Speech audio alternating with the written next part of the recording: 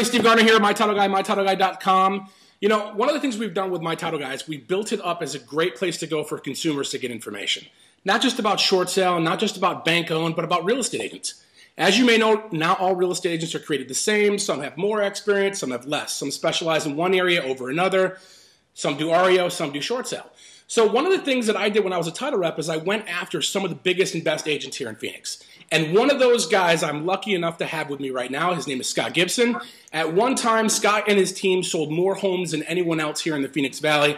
And I wanted to talk to Scott because yesterday the Arizona Republic had an article about short sale or banks in Arizona shifting away from foreclosure towards short sale. Scott just happens to be one of the guys that's very, very versed in this, so I thought it'd be a value to bring Scott on. So Scott, thanks for joining us.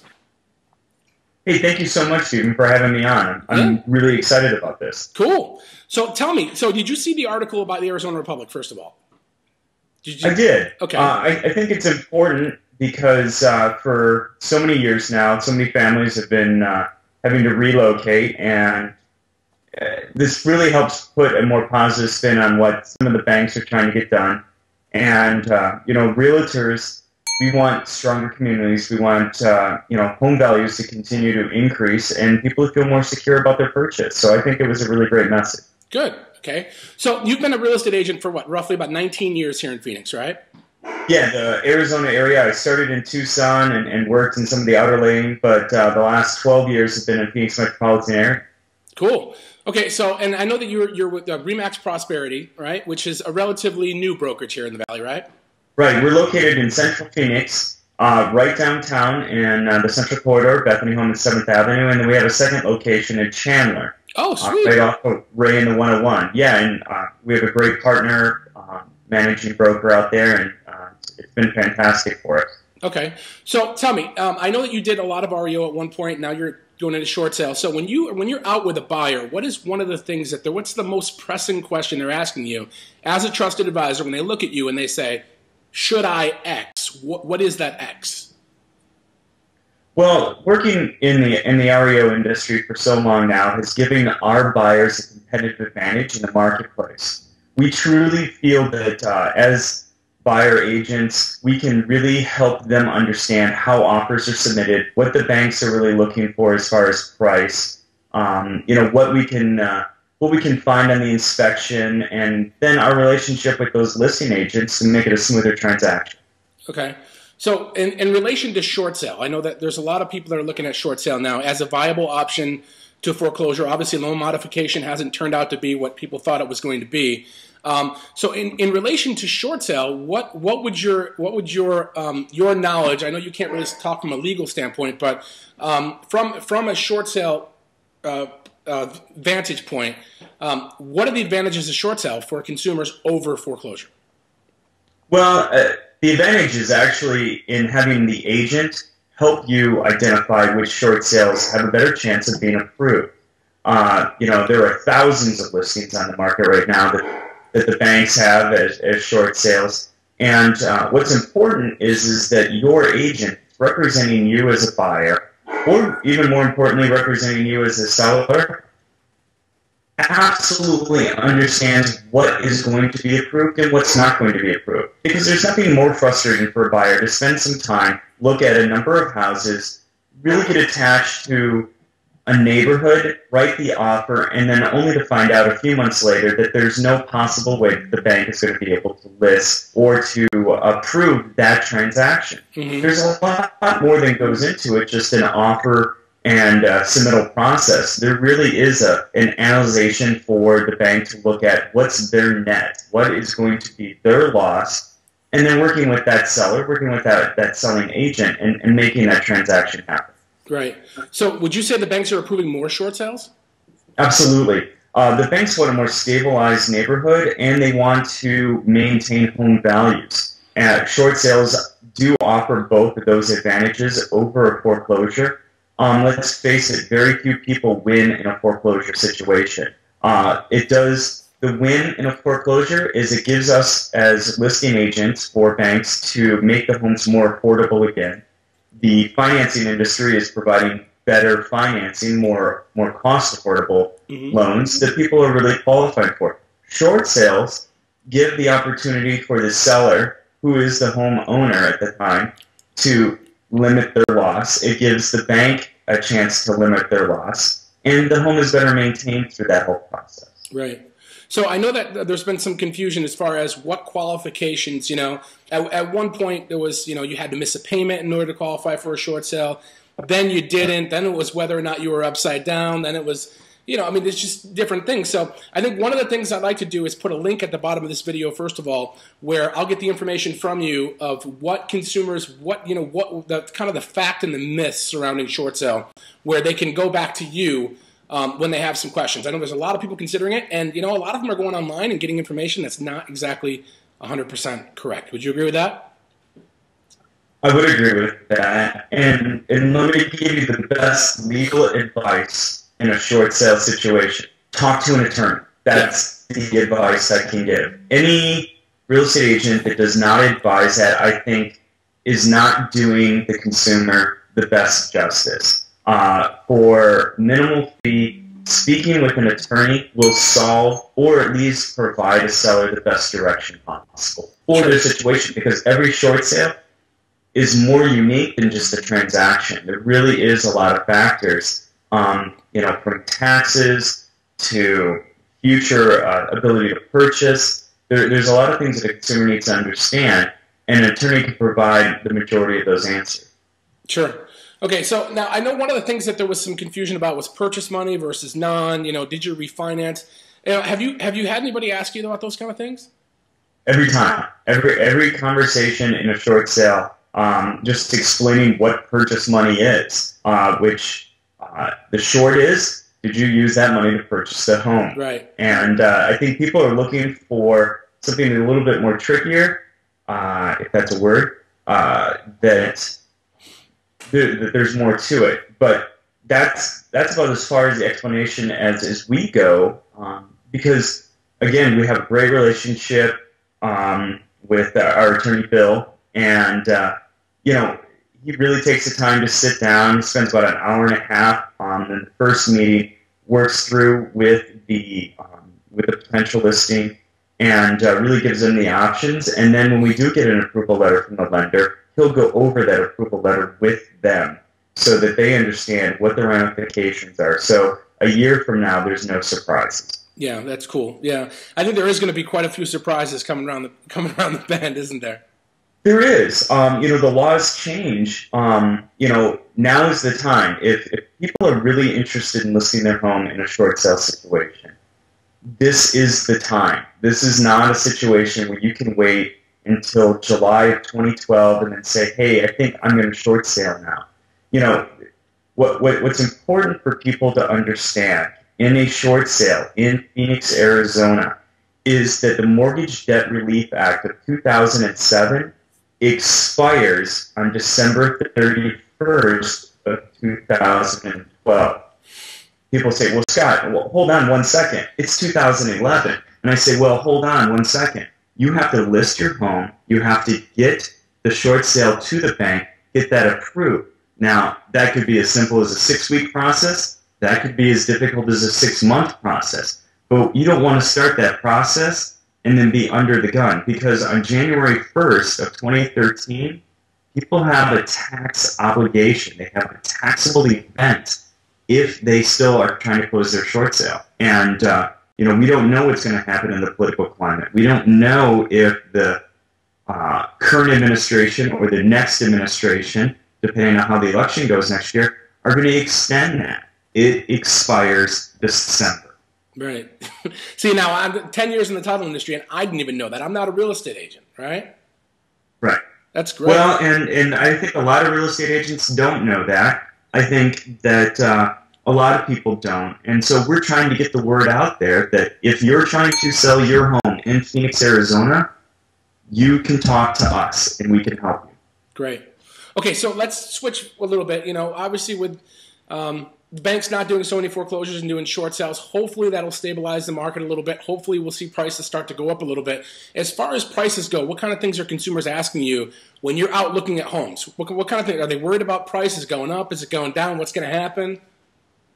I think that I think it would be an impossibility for a consumer to look at homes and not consider price at this point. Our economy is changing.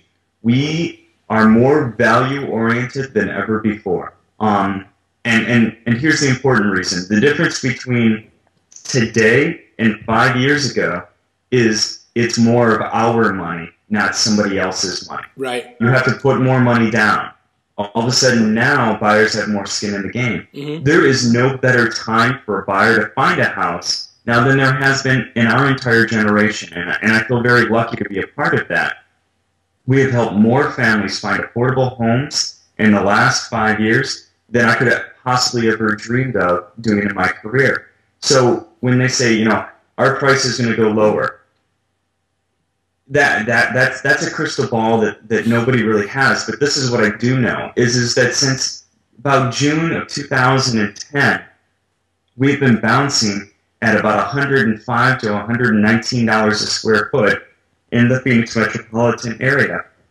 And it goes up, it goes down, but that's where we're at. And I think that depending on the home and the neighborhood, it will not take a tremendous amount of education for a responsible buyer's agent, a responsible realtor to help a buyer find the right price. Mm-hmm. Okay, so let's say I'm on that bubble. I'm considering short sale, right? For whatever reason, I'm unemployed, I'm underemployed.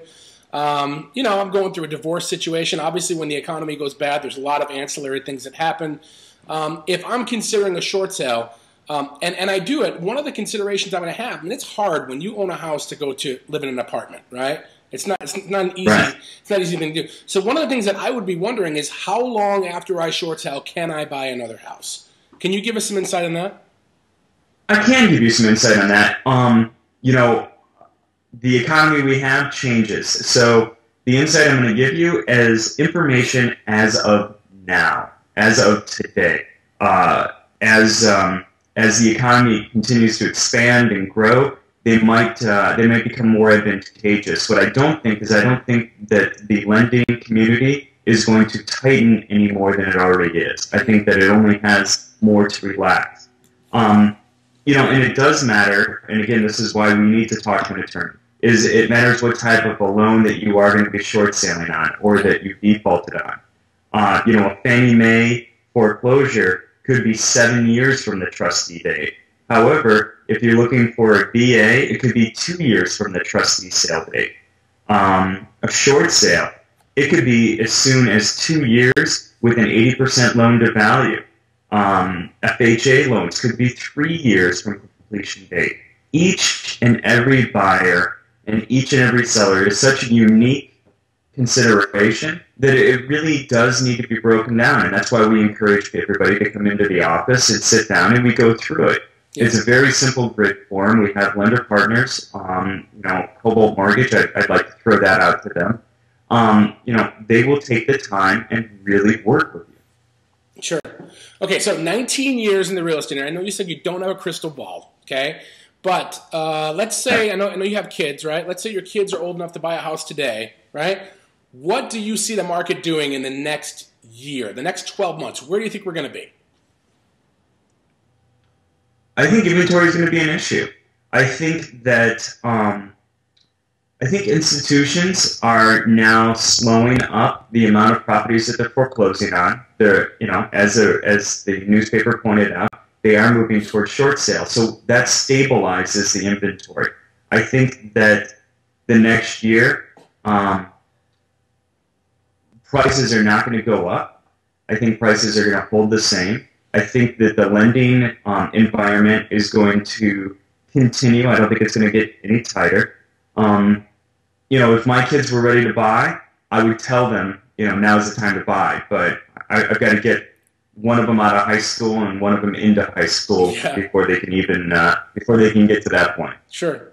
Okay, so I was reading. I read a lot of stuff related to the real estate market. But one of the things I always hear about, I feel like I'm playing a video game, is this thing called shadow inventory, right? What is shadow inventory? Right. Is it a factor? I mean, I'm sitting here like, shadow inventory, I'm scared of it. I don't know what it is. What is it? Well, shadow inventory has many different definitions, and it truly depends. and I think the first and foremost is when people say that there are X number of million homes in the shadow inventory. First, you have to look at that as a national scale. Mm-hmm. What we are concerned about is what's happening in Phoenix, Arizona. And, is there a shadow inventory? Well, in the industry, I can track the number of actual trustee sales. Those are homes that have gone through the foreclosure process. Those are homes that that have not or are about to hit the market. So there are, a certain number of homes that are 60 days late on payment, 90 days late on payment, that are potential imminent defaults. And there is an argument of shadow inventory, not shadow inventory, which are homes that have not yet hit the market. Mm-hmm. I am not a believer in the shadow inventory theory. Okay. And my reasons are simple. Based on the number of trustee sales and the amount of homes that we have been coming to market, we almost had a negative REO or foreclosure growth in the last 60 days. Mm-hmm. We're almost even. The number of foreclosure homes who are actually hitting the market versus the number of homes that are actually selling are almost a break even now. Some of the banks are also doing large sales to nonprofit organizations that help stabilize the market. That's where a lot of the homes are going. So are those homes going to hit the market? Yes. Is there a timeline when they're going to hit the market? Yes. And it's a little bit more measured. It'll be over the next 5 to 10 years. And that's perfect because that's a number of homes that normally hit the market over the next 5 to 10 years. Sure. Okay. So let me ask you this. Let's switch gears a little bit. We've since 2006, it's 2011. We're talking 5 years. We've seen the real estate market contract, right? The number of agents have left the business. The number of lenders have left the business. The number of title companies and title reps have left the business, right? It's really truly a time to really provide value if you want to compete, right? So from that standpoint, we get a lot of title companies that visit mytitleguy.com. And, from a title company standpoint, what does someone like you with 19 years experience, what do you look for in all this experience in a title company, in a title rep? What's important to Scott Gibson and his team to give you a competitive advantage to compete? What I think is important to me is actually what I know is important to me. I'm a fan of the belly-to-belly, face-to-face kind of conversation. I'm interested. Service is great. We get service from a lot of title companies. But what I need and what we want, we will continue to ask our partners for is, how are you going to assist us in growing our business and adding value to our clients? And there's the marketing reps on the front end, and then there's a lot of hardworking escrow officers on the back end. And so what we're looking for is what is that marketing rep going to do to assist me, going to assist our agents and our team in helping our clients sell their home. So, for example, in the short sale process, do they fully understand the ramifications? Are they going to give those files the attention? And I think that's going to help. On the marketing end, we want to know, how are you going to help us get our message out? Mm-hmm. Opportunities like this, you and I have spoken at length about this. This is Skype is a new experience, but I think that it's virtually irreplaceable at this point. Mm-hmm. And it's keys like that getting the realtors outside of their shell and forcing us to really look at different opportunities that are cost effective in getting our message out and helping us get found. Yeah. So, you mean if I knocked on your door and offered you a fly swatter or a branded coffee mug, you wouldn't do business with me? The fly swatter, there's not a lot of flies in Phoenix, and that's one of the best reasons why you should live in Phoenix. As opposed to Chicago. All right. Well, listen, Scott. Let's say I'm considering a short sale. I need an agent. I've seen your video. You've come across. You got competency, trust, character. You come off as somebody who's experienced. How do I get a hold of Scott Gibson? Well, first you're going to give me a call, and my phone number is 623-217 home, HOME. That breaks down into somebody who doesn't have the digits. It's 623-217-4663. The easiest way to find me on the net is glgrealty.com. I think everybody knows the triple W goes before that. Let me give that one more time. That's www.glgrealty.com. Great, awesome. Well, Scott, I really appreciate it. If you'd like, I'd like to talk to you more as the market continues. You're my guy to come to for a lot of this stuff. We'd like to continue to provide value to the consumers that are visiting mytitleguy.com. So I really appreciate it, and we'll talk to you soon. Hey, excellent. Hey, thank you very much, Stephen. I'm really excited, and my title guy. What can I say? That's right. All right. Thanks again.